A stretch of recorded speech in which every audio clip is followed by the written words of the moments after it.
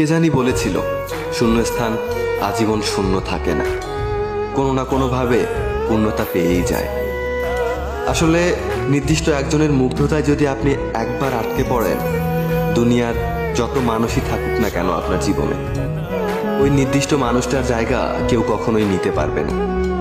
কিছু শূন্যতা কখনোই পূর্ণতা পায় না, কিছু শূন্য স্থান আজীবন শূন্যই পড়ে থাকে ওই নির্দিষ্ট মানুষটার অভাবে। যদি তুমি কাউকে ভালোবাসো, তার মাঝেই তুমি তোমার অস্তিত্ব খুঁজে পাবে। যদি তুমি কারো প্রেমে পড়ো, তার মাঝেই তুমি তোমার প্রতিচ্ছবি দেখতে পাবে।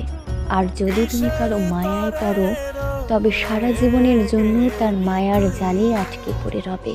হ্যাঁ, ভালোবাসলেও দূরে থাকা যায়, প্রেমে পড়লেও ভুলে থাকা যায়, কিন্তু মায়ায় পড়লে ছেড়ে থাকা যায় না।